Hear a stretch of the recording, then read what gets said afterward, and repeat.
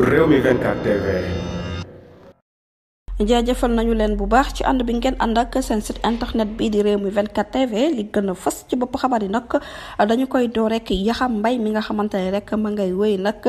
di feeñal ñi nga xamante ne rek ñoom la jàppee ay mugg yi si wàllum suuf kii di Madiambal Diagne nag ca la daal di bokk ki nga xamante ne moom mooy Yaxam Mbaye la mu daal di xam ne ne Madiambal Diagne jamono ji mu ngi toog nag ci 5,9 hectares yoo xamante ne rek ci diggante ñàgg la Wakaam Ngor ak Almadi mu nekk tontu boo xamante ne rek mel na ni rek ki nga xamante ne rek moom mooy sàmm bi wax na ko sàmmkatam moom directeur bu quotidien national nag di wéyatu turu Yaxam Mbaye daal dinay xam ne nag tontu bu saf sàpp bi nga xamante ne rek tontu na ko journaliste bi di Madiambal Diagne bi nga xamante ne rek ci ab chronique am nag da doon accusé que ne nag li nga xamante ne rek moom mooy régime Macky Sall ñoom ñoo gën a yées foofu régime kii di Abdoulaye Wade ci wàllu suuf ci ab entretien bi nga xamante ne rek suñu nattangooy Dakar Post daal dinañ koy xamle kii di Yaxam Mbaye daal dinañ xam ne Madiambal Diagne ci jëmmi boppam rek moom moo nekk bambula ci li nga xamante ne rek moom mooy wàllum suuf maanaam daal moom suuf ndax nag jamono ji mu ngi toog ci lu toll si 59,000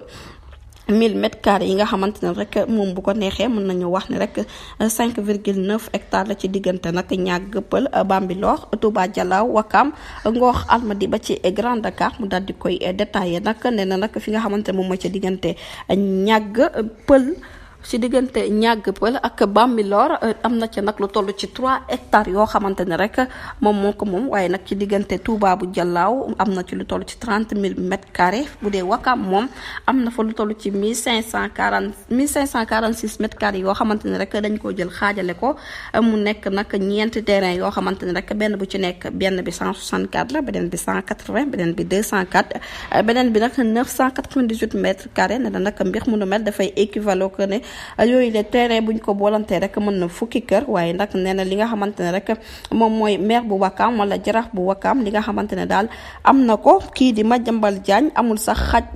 kii di Madiambal Diagne li nga xamante ne Madiambal Diagne am na ko ci kër ga am na ko ci suuf kii di maire bu Wakaam wala sax bu jaraaf amul xaaj-xaajaat ba di kaddu yi nga xamante ne rek Yaxam Mbaye daal dina koy yëkkati ba tey rek comme ni ko journaliste yu bëri rek xamee journaliste bi nga xamante ne rek jege na lool chef de l'état ba woon di Macky Sall foofa ca douane bu Almadi soxnaam si moom soxna su Madiambal Diagne gérant la nag ci fu ñu dippee SCI Pharaon nekk nag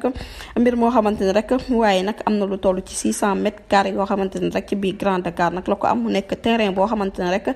toll na ci 612 mètres carrés bi nga xamante ne rek moom lañ ko jox waaye nag par kii di Yaxam Mbaye daal du cee yem ne la nag njortu ne la rek liste bi nga xamante ne daal dina koy def am na ci yoo xamante ne rek ba léegi nag jotagul ko am na ci yoo xamante ne xamaguñ ko ma ngay sàkku rek ci sunu nattongoy journaliste ñu daal di wër xool côté Somone ba ci Super Plateau bu ko defee rek ñëw ba côté monument de la Renaissance dinañ ci gën a xam dara ba tey bi ñu jógee foofu dañuy wax rek ci réunion bi nga xamante ne rek conseil des ministres yi nag doon nañ ko amal niki tey ji